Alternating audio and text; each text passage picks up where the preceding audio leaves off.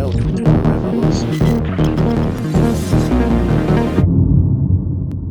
When is it useful to raise angel funds? When does it really make sense? So there's quite a few reasons to why someone may want to raise. The first one is that you just want to raise a small amount of money quickly. So you already know how much you need because you've been a product manager at Intercom for the last 2.5 years.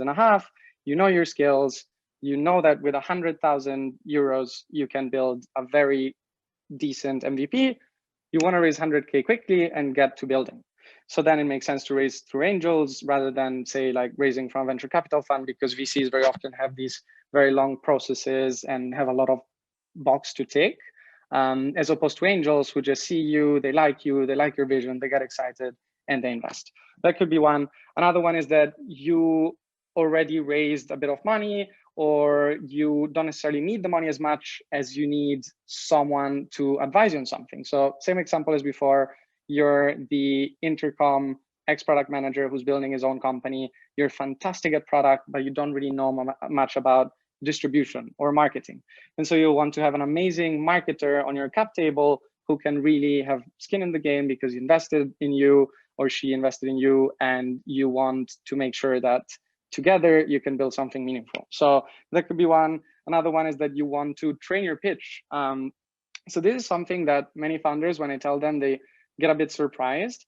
And it's the fact that with angels, the number of people that you can speak to is almost unlimited because everyone is an angel these days. So, you know, with all the inflow of rolling funds and the fact that now even people investing maybe like 500 euros into a company could still add a lot of value and be attractive to the founders, it means that virtually anyone can be an angel investor. And so because of that, if you start speaking to a lot of them, it can be really good to train you in explaining your vision, to train you in convincing people to join your mission.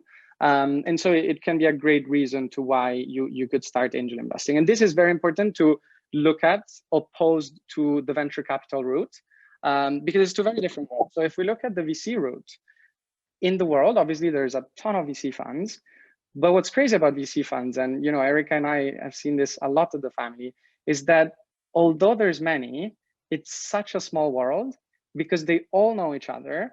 They're all very similar in the way they do things and talk and tweet and interact with each other, and they love gossip.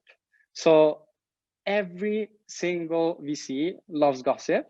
And so the second that even me at Stride, like I had some fairly surprisingly bad experiences because I would just chat with my friends and their VCs and I say, yeah, I'm talking to this company and it's an amazing one. And this is a VC that I spoke to in London. And then 3 hours later, I get a text from a VC in Berlin who I barely know telling me, oh, I heard that you're investing in this company in London. I'm like, what? How does that person even know?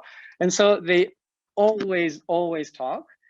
And the link between this and what I was saying before is that if you start talking to VCs, but you're not ready for them, it's a bit of a risk because it may be the case that they start gossiping and saying that you're not particularly good or that they didn't like their experience with you. And although this is horrible, it really happens. And if you can prevent that by training your pitch and talking to angels first, I think it's a great way to do it. Last reason as to why it could make sense to raise from angels is that you're not ready to raise from VCs yet. So maybe your team is very small and incomplete. You have an idea that is a bit techy, but you need a tech co-founder, but you still want to get some sort of money to be able to convince maybe the tech co-founder to join you and things like that. And so it makes sense to go to angels.